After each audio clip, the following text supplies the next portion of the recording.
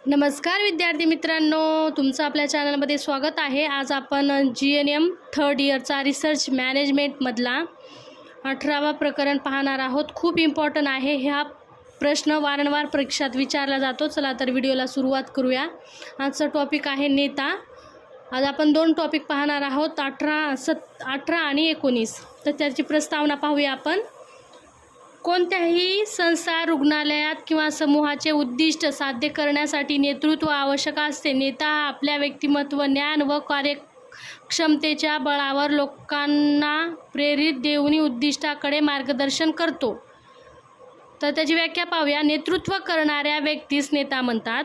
नेता म्हणजे अशी व्यक्ती की ज्याचे संघाकडून योजनाबद्ध, शिस्तबद्ध काम करून घेण्याची प्रत्यक्ष पर्यवेक्षण असते। नेता म्हणजे काय? नेतृत्व करणाऱ्या व्यक्तीच नेता म्हणतात। नेत्याचे वैशिष्ट्य काय काय आहे ते पाहूया। उत्तम व्यक्तिमत्व असते, निर्णय क्षमता चांगली असते, प्रभावी संवाद कौशल्य असतो, जबाबदारी स्वीकारण्याची तयारी असते, प्रामाणिक व विश्वासू असतो, इतरांना प्रेरणा देण्याची क्षमता असते, समस्या सोडवण्याचे कौशल्य असते। तर नेत्याचे वैशिष्ट्य काय काय आहे? उत्तम व्यक्तिमत्व असतो, निर्णय चांगले असतात, प्रभावी संवाद कौशल्य चांगले असतात, जबाबदारीची त्यांना स्वीकारण्याची तयारी असते, प्रामाणिकपणा असतो त्यांच्यामध्ये, इतरांना प्रेरणा व मदत करण्याची क्षमता असते, समस्या सोडवण्याचे कौशल्य त्यांच्यामध्ये असते। तर नेत्याचे प्रकार पाहूया आपण काय काय आहे। तर नेत्याचे 5 प्रकार आहे। हुकुमशाही नेता, लोकशाही नेता, मुक्त नेता, मनविणारा नेता आणि ज्ञानी नेता। तर आपण प्रस्तावना पाहिली, व्याख्या पाहिले, वैशिष्ट्य पाहिले आणि नेत्याचे आपण काय पाहणार आहोत आता? प्रकार पण पाहिले 5। आपण त्याचे गुण पाहूया। नेत्याचे कार्य पाहूया। नेत्याचे कार्य काय काय आहेत? उद्दिष्टे निश्चित करणे, नियोजन करणे, कामाचे वाटप करणे, कर्मचाऱ्यांना मार्गदर्शन करणे, प्रेरणा देणे, समन्वय साधणे, शिस्त राखणे, निर्णय घेणे, नियंत्रण ठेवणे, समस्येचे निराकरण करणे, कार्याचे मूल्यांकन करणे, संस्थेचे प्रतिनिधित्व करणे। तर त्यांचे कार्य काय काय? नेते काय काय कार्य करतात? उद्दिष्ट निश्चित करतात, नियोजन करतात, कामाचे वाटप करतात, कर्मचाऱ्यांना मार्गदर्शन करतात, चांगल्या प्रकारे प्रेरणा देतात, समन्वय करतात, शिस्त राखतात, निर्णय चांगले घेतात, नियंत्रण ठेवते, समस्याचे निराकरण करते, कार्याचे मूल्यांकन करते, संस्थेचे प्रतिनिधित्व करते। आणि आपण आता नेत्याचे गुण पाहूया। नेत्याचे गुण काय काय आहे? नेत्यामध्ये कोणकोणते गुण असतात? तर नंबर 1 आहे प्रामाणिकपणा, आत्मविश्वास, संयम, सहनशीलता, सहकार्याची भावना, नेतृत्व कौशल्य, जबाबदारीची जाणीव, प्रभावी संवाद कौशल्य आणि दूरदृष्टी आणि निर्णय क्षमता, असे नेत्याचे गुण आहेत। तर नेत्यामध्ये कोणकोणते गुण असतात? प्रामाणिकपणा असतो, संयम असतो, सहनशीलता असतो, सहकार्याची भावना असते, जबाबदारीची जाणीव असते, दूरदृष्टी आणि निर्णय क्षमता चांगली असते। अशा प्रकारे त्यांच्यामध्ये गुण असतात। आणि नेत्याचे महत्त्व काय काय आहेत ते पाहूया। संस्था यशस्वी होते, कर्मचारी प्रेरित राहतात, कामाची गुणवत्ता वाढते, वेळ व साधनाचा योग्य उपयोग होतो, उद्दिष्ट सहज व जलद साध्य होतात। तर त्याचे महत्त्व काय काय आहे? संस्था यशस्वी होते, कर्मचारी प्रेरित राहतात, कामाची गुणवत्ता वाढते, वेळ व साधनाचा योग्य उपयोग होतो, उद्दिष्ट सहज व जलद साध्य होतात। तर आपण नेत्यामध्ये कोणकोणते टॉपिक पाहिले, त्याची प्रस्तावना पाहिली, प्रस्तावनेनंतर त्याची व्याख्या पाहिली, व्याख्यानंतर त्याचे वैशिष्ट्य पाहिले, वैशिष्ट्यानंतर त्याचे प्रकार पाहिले, प्रकारच्या नंतर नेत्याचे कार्य कोणकोणते आहे ते पाहिले, नेत्यामध्ये कोणते कोणते गुण असतात ते पाहिले, त्याचं महत्त्व पाहिलं। एवढंच आहे नेता या टॉपिकमध्ये। तर आपण आता पुढचं टॉपिक पाहणार आहोत। मित्रांनो, अभ्यास करा, एक्झाम खूप जवळ आली आहेत। चला तर आपण पुढचं 19वा टॉपिक पाहूया।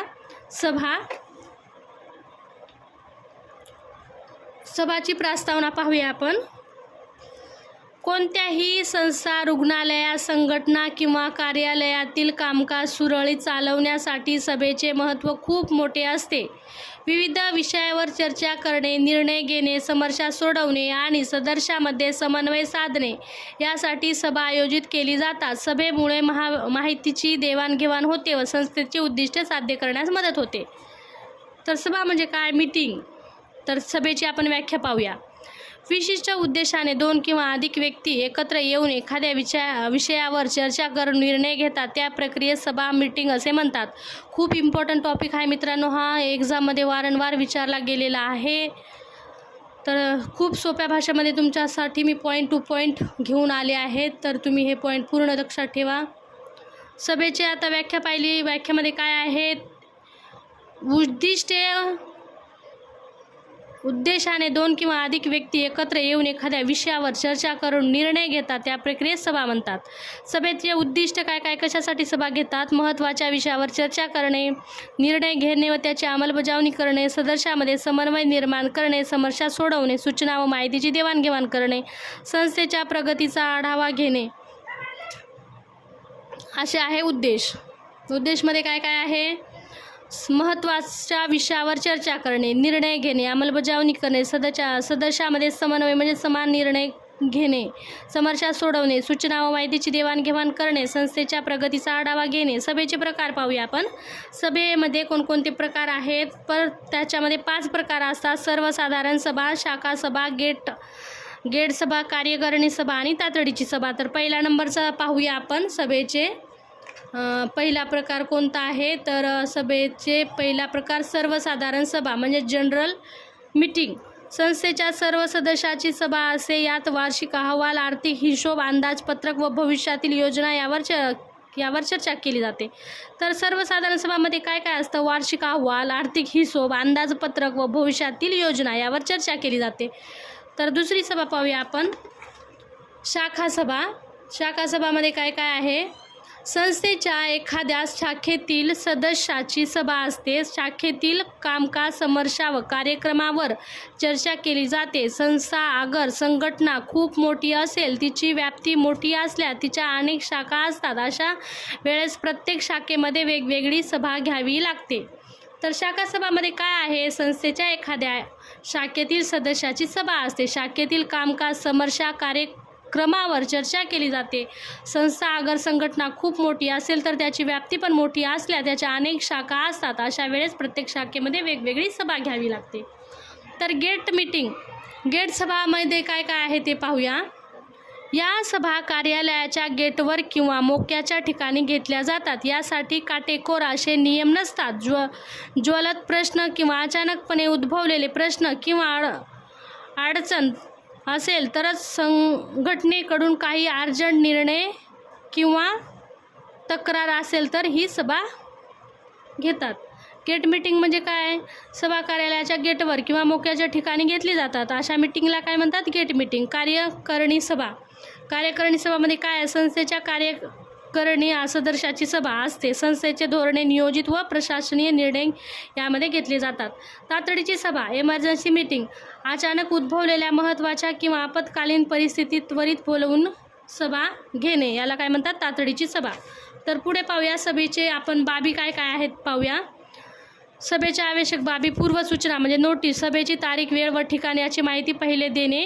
गणपूर्ती म्हणजे सभा वैध होण्याची आवश्यकता किंवा सदस्य उपस्थित असणे. म्हणजे गणपूर्ती म्हणजे सभा वैध होण्यासाठी किमान सदस्य उपस्थित असणे. कार्यक्रम पत्रिका म्हणजेच सभेत चर्चेसाठी असलेल्या विषयाची यादी करणे. अध्यक्ष, सभेचे संचालन करणारी व्यक्ती. 5वा आहे इतिवृत्त, मिनिट, सभेतील चर्चा व निर्णयाची लेखी नोंद. सभेचे फायदे काय होऊ शकतात आपल्याला सभेचे फायदे? तर एक, निर्णय प्रक्रिया सुलभ होते. सदस्यामध्ये सहकार्य वाढते. गैरसमज कमी होतात. 4, कामाचे योग्य नियोजन करता येते. समस्याचे निराकरण होते. संस्थेची कार्यक्षमता वाढते. निष्कर्ष काय आहे याच्यामध्ये? निष्कर्षानंतर पण त्याचे कार्य, अध्यक्षाचे कार्य काय असू शकतात ते पाहूया. सभा सुरू झाल्यावर जाहीर करणे, सभा चालवणे, शिस्त व सुव्यवस्था राखणे, सदस्यांना बोलण्याची संधी देणे, चर्चेला दिशा देणे, निर्णय व ठराव मंजूर करणे, मतदान घेऊन निकाल जाहीर करणे, समितीचे प्रतिनिधित्व करणे, ठरावांची अंमलबजावणी करणे. तर आपण सभामध्ये काय पाहूया. प्रस्तावना पाहिली, त्याची सभेची आपण व्याख्या पाहिली, सभेचे उद्दिष्ट पाहिले. सभेचे प्रकार 5 आहे. सर्वसाधारण सभा, शाखा सभा, गेट मीटिंग सभा, कार्यकारिणी सभा आणि तातडीची सभा हे सभाचे प्रकार आहेत. सभेच्या आवश्यक बाबी काय आहेत? नोटीस, गणपूर्ती कार्यक्रम अध्यक्ष इतिवर्त, सभेचे फायदे पण आहेत, सभेचे फायदे पण पाहिले आपण आता, आणि अध्यक्षाचे कार्य. चला तर मित्रांनो, व्हिडिओ जर आवडला असेल तर व्हिडिओला लाईक करा, चॅनलला सबस्क्राईब करायला विसरू नका. भेटूया आपण नेक्स्ट व्हिडिओमध्ये. बाय.